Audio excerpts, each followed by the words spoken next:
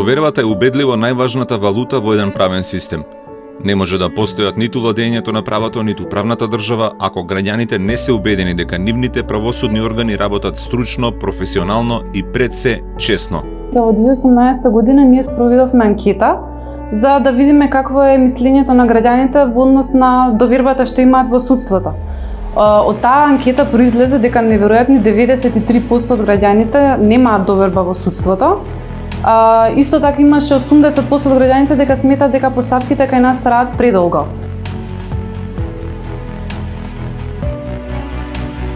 Но довербата е многу скапа, ако денес го направиме најквалитетниот правен систем, со најефикасните механизми и со најголемите професионалци, ќе ни требаат години, можеби и децении поминати во негово безпрекорно функционирање, за граѓаните да се убедат дека навистина имаат силен столб на кој што можат да се потпрат за заштита на своите граѓански и човекови права. За жал, време за чекање нема.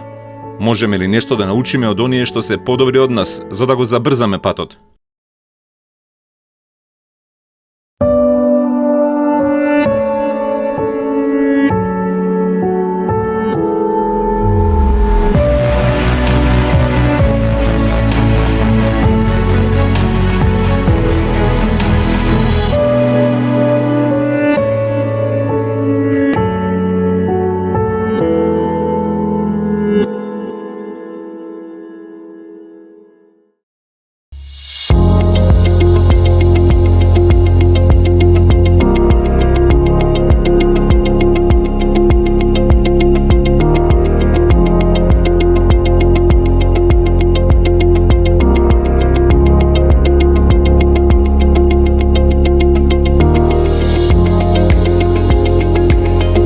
Been a difficult progress. The courts had to develop a lot and the lawyers had to learn a lot of new skills, but currently I think people can feel more or less safe and political intervention in the judiciary is not common.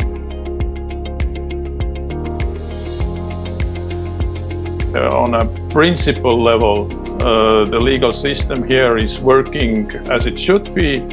And in most situations, everybody can rely on having their basic rights protected.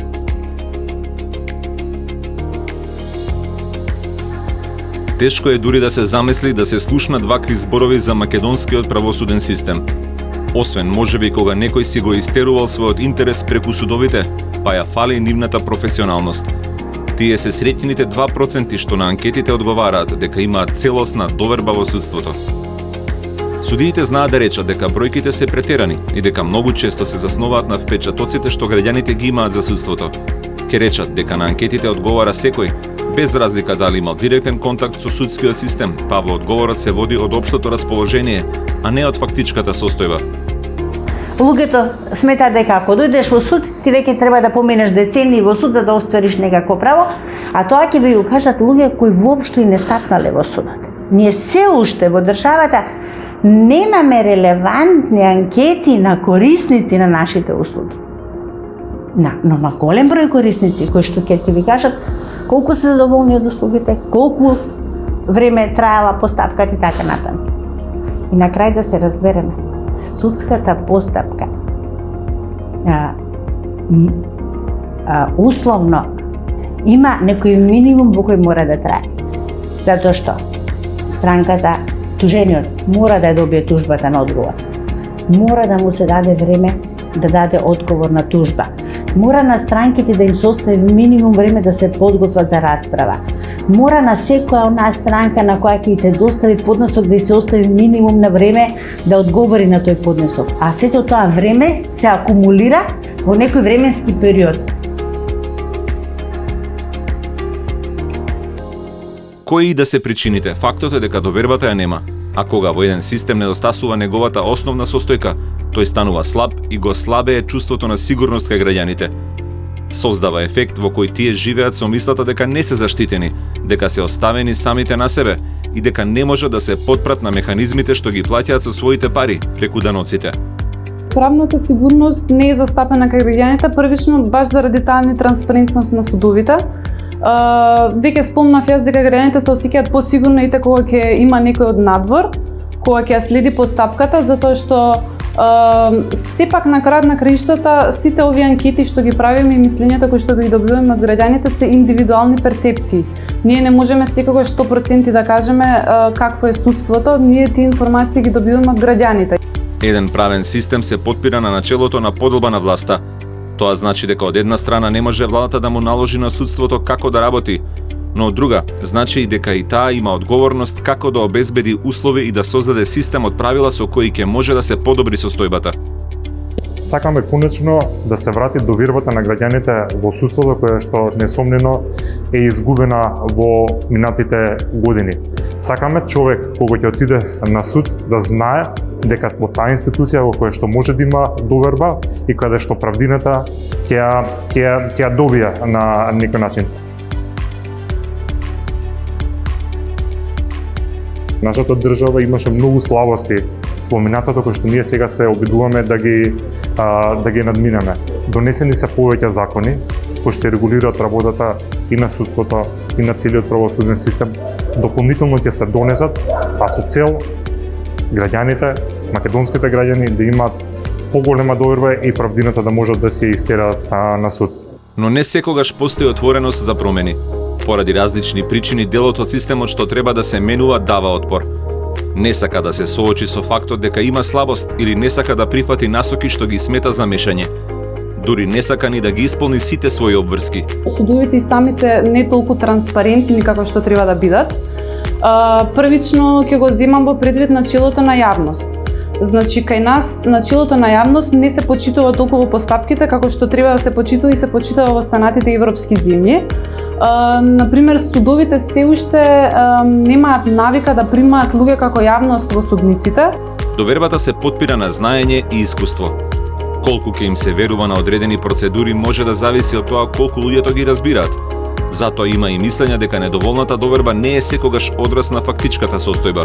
Правосудството за жал секогаш е доле и во другите држави, бидејќи нели после какви да било присута, сите граѓани не се задоволни на постапката, како е, дали се осудени, дали не се осудени. Меѓутоа, една од главните причини, баш читав една британска студија, е тоа дека граѓаните не се доволно информирани за начинот на кој што функционира целиот правосуден систем, што е многу комплициран и сложен. И тоа се навидува како една од причините, ја повторам, една од причините зашто граѓаните имаат мала доверба во правосудниот систем.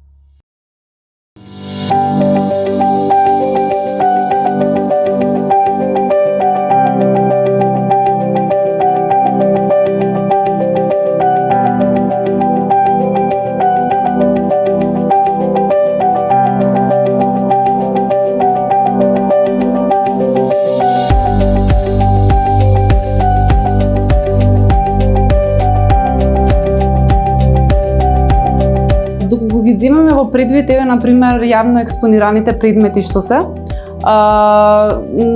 ќе може да забележиме дека тие навистина траат предолго и луѓето тоа го гледаат. Веќе со години судските предмети немаат судска разрешница. Очигледно дека не е во прашање само до тоа дали граѓаните го разбираат правосудството. Тоа е навистина сложен и повеќе слоен систем за кој само добри познавачи можат да препознаат и да анализираат дали добро функционира или има недостатоци. Она што граѓаните можат да го видат сепак е дали има добри ефекти од неговото функционирање. Тоа не може да се скрие. Еден од случаите што ја одбележаа минатата деценија по својата бавност и по последиците што тоа им ги нанесе на луѓето што се обвинети беше Змиско око. Во 2008 година над 70 луѓе што работеа на патарините беа обвинети за злоупотреба на парите што се собирале на патиштата. Навидум изгледаше едноставно.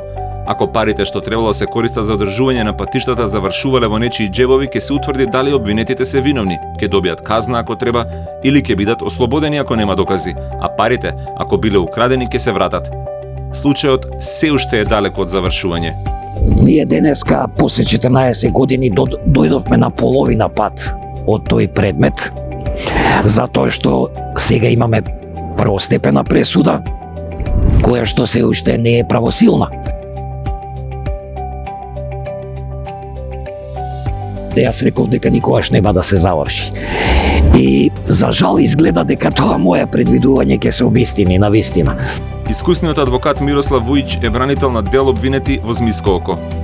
Ова е случај што според него треба да биде лекција за целиот правен систем, дека со спектакли како масовни апсења нема да се подобри ниту функционирањето на правосудството, ниту довербата во него. Тоа е последица на 14 годишно талкање по судовите, последица на тоа што некој сакаше во тоа време 2008 година да експериментира со масовни апсења. Ете тоа не се случува. Масовните судења се ретки. Адвокатот Вујич вели дека во моментов најпознат пример е судењето против мафија во Италија, каде што има околу 1500 обвинети и голем број адвокати. Но тоа може да бидат исклучоци, во крајно специфични ситуации, и за такви предмети се прават посебни подготовки и се создаваат услови. Кога такво нешто се прави за случаи како неплаќање патарина, може само да се уништат многу животи. Вие 14 години на семејни трагедии, таму имате проблеми во семејствата каде што имате починати луѓе, каде што на почетокот траеше уште мерката притвор, имаше и само запалување од еден сопруг на една обидета која што беше таму, кој што почина подоцна. Значи, тоа се трагедии кои што не може на тие луѓе никој нити да им ги врати, нити да им ги надомести со никакви средства. Добрата подготовка за секој посериозен случај е клучна, потврдуваат и естонските експерти. Професорот Гинтер е јасен. Судот има обврска да ја процени сложеноста на предметот и да направи план. You have to really phrase the expectation. What do you expect from the court? How fast should the cases go? And I mean, any case, even the smaller one, will take you a few months, definitely. I mean, but if you can get the simplest stuff off the table within, let's say, half a year to a year, then you have already a very progressive and fast system. And definitely, first instance should solve the cases within a year or two. That's an ambition where you should reach an agreement and really work for it. Естонија не создала ефикасно судство со тоа што одеднаш било одлучено тоа да ја подобри ефикасноста. Во тоа се вложувани големи напори, пари и технологија.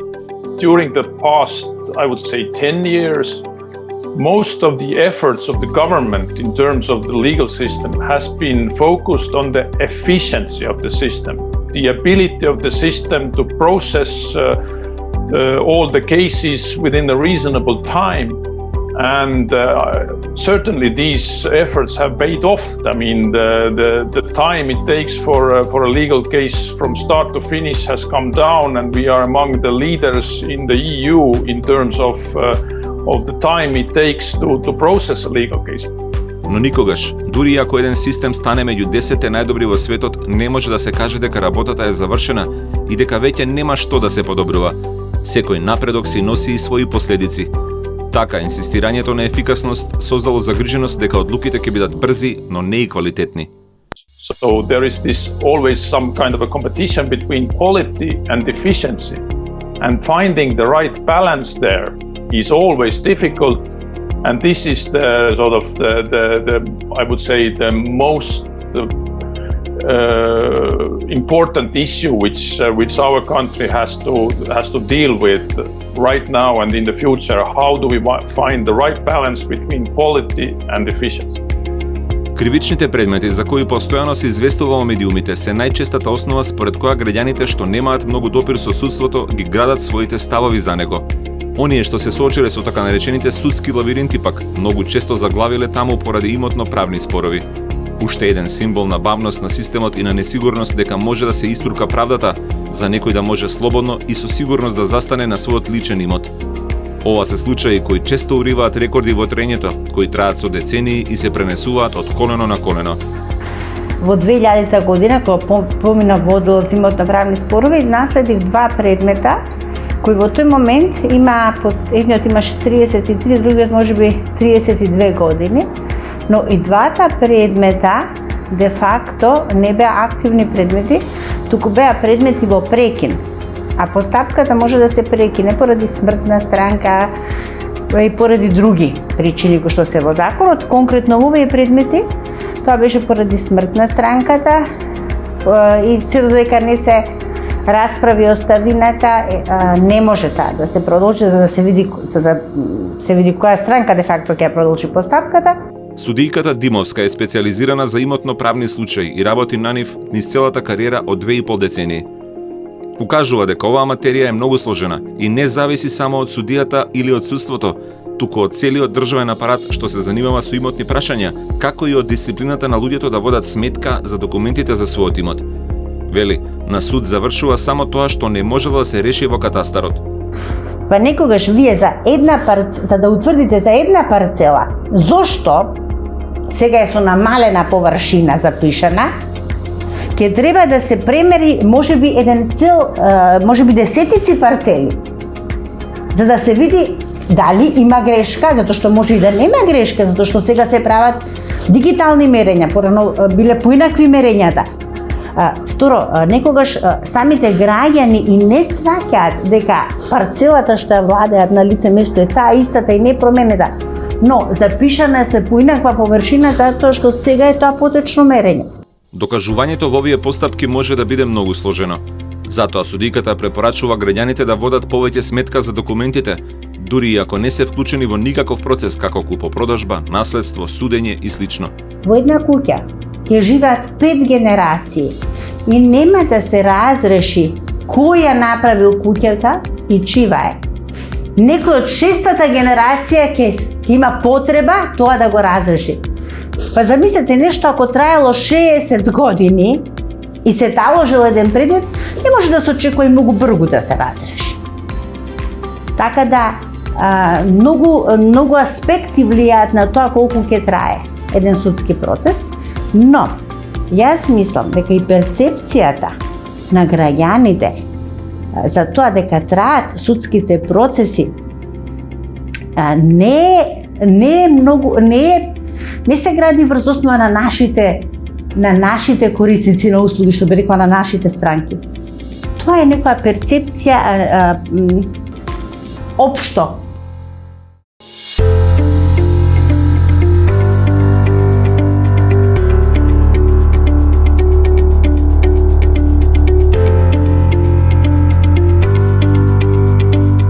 За да се подобри и ефикасноста и квалитетот на правосудниот систем, потребна му е поддршка. Таа најчесто доаѓа од законите и од регулативата, како и од инвестициите во нови технологии, што олеснуваат административната работа. Ова се полиња на кои кај нас има уште многу потреба од подобрување, но паралелно мора да се инвестира и во клучните луѓе. The regulations and technology by themselves cannot guarantee a good legal system, because there are always humans within the system who actually make the system work. And in order to guarantee that this system functions properly, the values of the individuals who make up the systems are of crucial importance. Довербата е исклучиво однос меѓу луѓето. Таа не може да постои меѓу луѓето и машините, ниту меѓу луѓето и законите што ги нарекуваме систем. И кога се вели дека имаме доверба во системот, се смета дека им веруваме на луѓето што го градат и управуваат, а не на компјутерите што определуваат термини или чуваат податоци. So the toughest change is really the people, and also the choice that if you train new people and onboard new people, or if you retrain the existing staff. And there are both examples in our system. So there were some people that left and some people that joined, but we also had success in reforming the existing approaches. So the most difficult part is, of course, the people and the openness of people to actually change their habits, apply different law, understand what the European Union law is, and actually be willing to cooperate with the Court of Justice in Luxembourg. Во изминатите години се создаде едно убедување дека сите проблеми во судството може да се решат со една чистка, односно значителна замена на постојниот кадар со нов. Такво искуство имала и Естонија на почетокот од својата независност во раните 1990 години.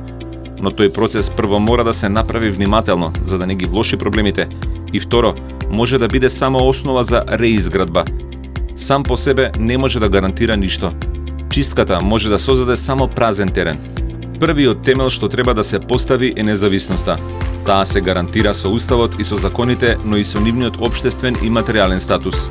The most important choice is that the job of the judge should be respected and it should be highly paid, and the independence of the judge is crucially important.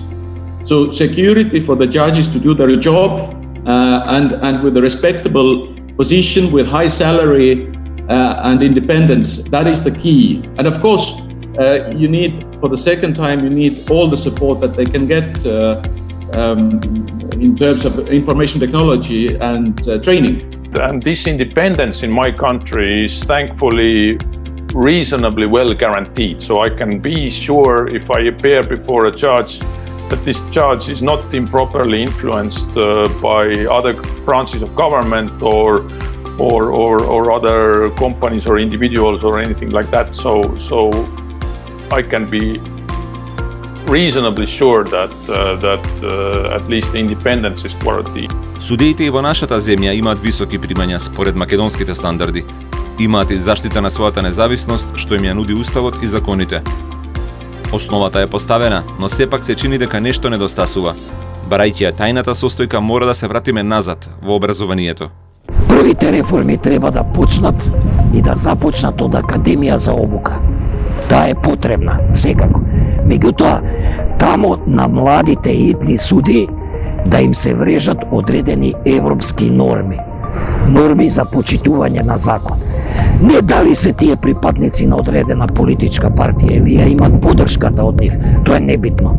Можеме ние кои сакаме да бидеме и во едната и во другата партија и непартиски луѓе. Образованието не е важно само за да создава знаење, туку и за да создава вредности. За да се постигне тоа, естонската лекција е мора да се почне од многу рано. Човекот треба да има изградени вредности уште пред да го почне своето правно образование, што ќе му обезбеди место во правосудниот систем. I cannot stress enough the importance of the education system within the country as a whole. From the very basic, I would say, kindergarten level up to the highest PhD levels of legal education, it is absolutely vitally important to have this education system throughout the whole realm of a person's education function properly and delivering good values to everybody who is getting their education through this system. So this is absolutely crucial. And without people with the right values, I mean, you cannot have a system which functions properly. Сите досегашни обиди со еден или два удари да се донесе правната држава, без оглед дали биле искрени или не, беа неуспешни. Ако може од нив да се извлече некоја поука, тоа е дека нема проблемите да ги решиме преку ноќ. За реформи во правосудството не се прават само на хартија. Тука ви е потребно и реформи во менталитетот и во генот на одреден народ. Ова не е институција, да речеме, пример да ја земе како град Скопје, каде што ќе направите една улица, ќе ги викнете новинарите, ќе кажете оваа улица е направена и тука состојбата е веднаш подобрена и видливо и опипливо. Тука работите се многу покомплексни и резултатите од нашата работа се гледат малце на подолги стази. Градењето квалитетен и доверлив правен систем звучи како невозможна мисија. Така им звучела и на естонците на почетокот, но почнале да го градат. Тоа што го имале како недостаток, го претвориле во предност. If you want to learn something, then the biggest thing in Estonia was that we had nothing. I mean, absolutely nothing. And it was a very sad moment, because if you have nothing, it seems like everything is in front of you. But you can also take it as a jump and skip a lot of stages in development. So the Estonian, what we call the e-tiger, so you just skip all the old stuff and just jump to the future. Важно е да престанеме да бараме магична формула со која ќе донесеме една одлука, ќе воведеме еден механизам, ќе смениме еден човек на клучна позиција и тоа одеднаш ќе донесе видлива промена. Уште поважно е да почне да се гради правната држава, за да ја имаме во иднината, но на начин на кој граѓаните ќе бидат убедени дека работите се развиваат во вистинската насока и ќе можат да му веруваат на системот. Дали личиме на Европската Унија е прашање што по својата важност го наминува прашањето дали и кога ќе станеме членка на Европската Унија. Тоа е прашање на можности и стандарди што овозможуваат подобар живот, на ангажманот на државните институции и на општеството во градењето подобро утре. Европа не треба да ја гледаме како символ на совршенство, туку како символ на желбата за усовршување. на желбата секој да ги ужива своите фундаментални права.